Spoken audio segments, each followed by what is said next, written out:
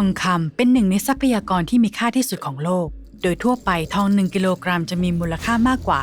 55,000 ดอลลาร์สหรัฐในปี 2020 ประเทศมาลีผลิตทองคำได้ประมาณ 71.2 ตัน แต่มาลีได้เห็นเงินเพียง 850 ล้านดอลลาร์จากทองคำในปี 2020 ที่ปริมาณนั้นมันควรมีมูลค่าหลายพันล้าน โดยไม่ต้องคำนึงว่าประเทศน่าจะผลิตทองคำได้มากกว่า 71.2 ตันตามที่รายงานสถานการณ์นี้ไม่ใช่เรื่องแปลกจำนวนของประเทศอื่นที่ร่ำรวยทองคำในแอฟริการวมถึงมอริเตเนียเซเนกัลกินีโกดิวัวกานาบูร์กินาฟาโซและไนเจอร์ต่างก็ไม่ได้เห็นรายได้ที่พวกเขาควรจะได้เช่นกันเมื่อพิจารณาถึงราคาทองค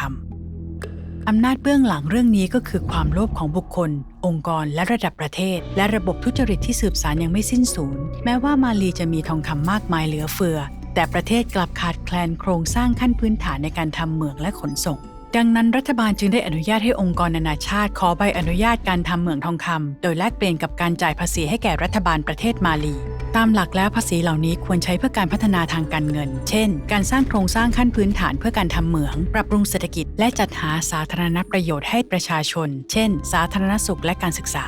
แน่นอนว่าเฉพาะเงินภาษีนั้นไม่เพียงพอสำหรับสิ่งเหล่านี้รัฐบาลต้องลงทุนในสวัสดิการของประชาชนด้วยเช่นกันและการทุจริตของรัฐบาลคืออุปสรรคของความก้าวหน้าแต่หากมีเงินทุนไม่เพียงพอแม้แต่รัฐบาลที่มีความตั้งใจที่ดีก็ไม่มีโอกาสในการปรับปรุงสถานการณ์เหล่านี้เพื่อประชาชนของตน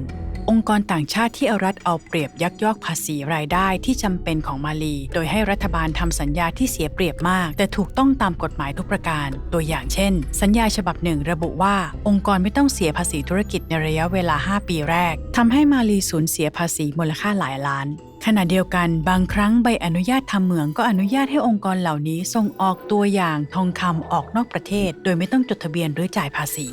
ตัวอย่างทองคำเพื่อการทดสอบคุณภาพเหล่านี้ควรมีปริมาณเล็กน้อยแต่ใบอนุญาตไม่ได้จำกัดขนาดของตัวอย่างดังนั้นจึงกลายเป็นช่องโหว่ให้องค์กรเหล่านี้ส่งออกทองคำปริมาณมากโดยไม่เสียภาษี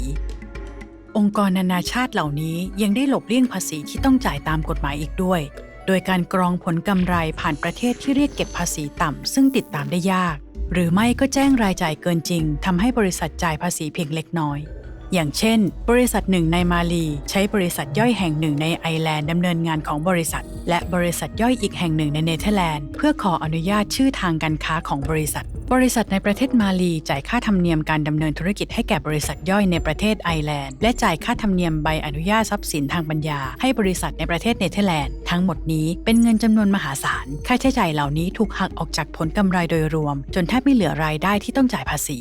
แถมองค์กรเหล่านี้ยังได้รับซื้อทองจากตลาดมืดชาวบ้านที่ทำเหมืองขนาดเล็กมักไม่มีใบอนุญาตรัฐบาลจึงไม่รู้ว่าคนเหล่านี้ขุดทองคำได้จำนวนเท่าใดองค์กรเหล่านี้รับซื้อทองจากผู้ขุดทองเหล่านี้เพื่อหลีกเลี่ยงค่าใช้จ่ายในการทำเหมืองของตนและจ่ายเงินในราคาที่ต่ำกว่าตลาดมาก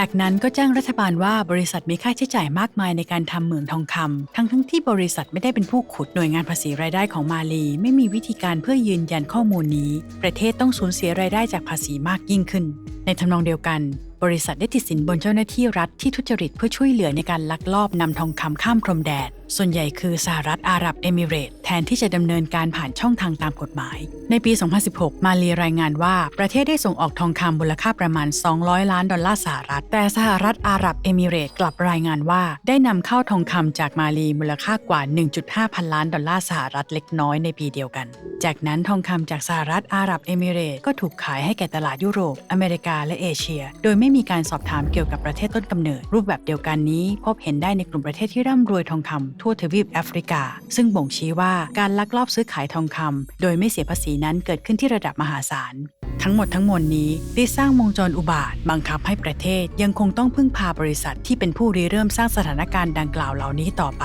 ประชาชนชาวมาลีต้องใช้ชีวิตในระดับที่ต่ำกว่าเกณฑ์ความยากจนนานาชาติขณะที่ความมั่งคั่งของทรัพยากรของประเทศไหลเข้ากระเป๋าของบริษัทต่างชาติและเจ้าหน้าที่ทุจริตพร้อมที่จะเรียนรู้ต่อกันหรือยังดูวิดีโอเหล่านี้เพื่อท้าทายสิ่งที่คุณคิดว่าคุณรู้หรือเรียนรู้เพิ่มเติมเกี่ยวกับสิ่งที่คุณไม่รู้สมัครสมาชิกและใฝ่รู้อยู่เสมอ